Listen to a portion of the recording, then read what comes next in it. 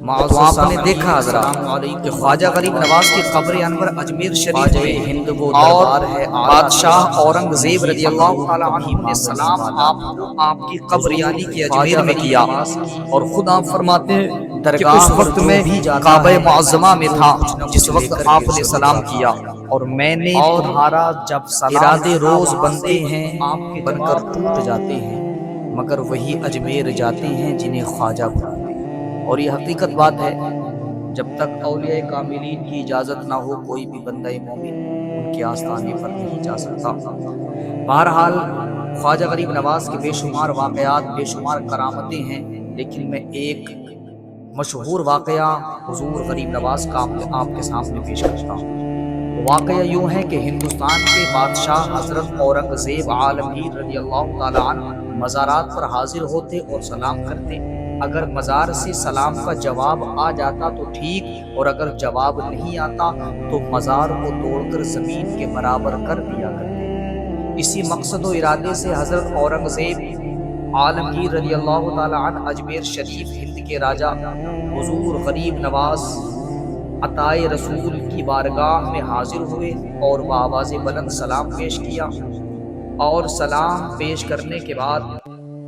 جواب کا انتظار کرتے رہے، لیکن جب جواب نہیں آیا تو دوبارہ سلام کیا۔ یوں ہی تیسری مرتبہ سلام پیش کیا تو قبر انور سے جواب آیا،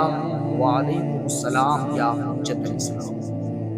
ہمارے پیارے خواجہ رضی اللہ تعالی عنہ کے جواب سلام سے حضرت اورنگزیب عالمگیر رضی اللہ تعالی عنہ پر ایک خاص قسم کا اثر ظاہر ہوا اور وجد کی کیفیت طاری ہو گئی، اور ہمارے پیارے خواجہ رضی اللہ تعالی عنہ کے جلال و بزرگی سے اس قدر متاثر ہوئے کہ در خواجہ پر مراقبے میں مشغول ہو گئے اور آپ پر نیند طاری ہو گئی۔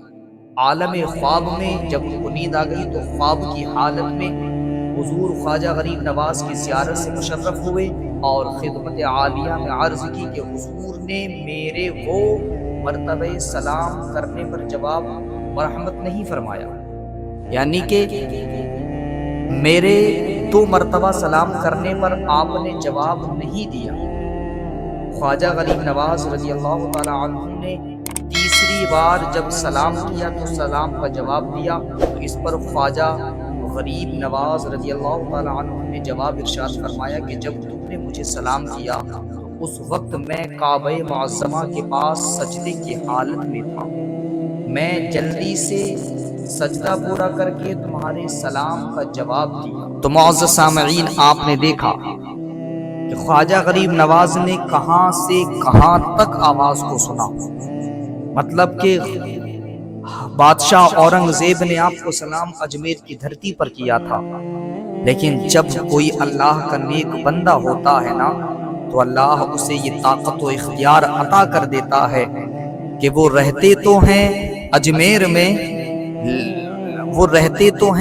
میں لیکن اگر کوئی ان کا چاہنے والا اپنے گھر سے بھی پکارے تو وہ اس کی پکار کو وہیں پر سنا کرتے ہیں۔ یہی وجہ تھی کہ خواجہ غریب نواز کعبہ معظمہ میں تھے، اورنگزیب بادشاہ نے اجمیر کی دھرتی سے سلام کیا تھا۔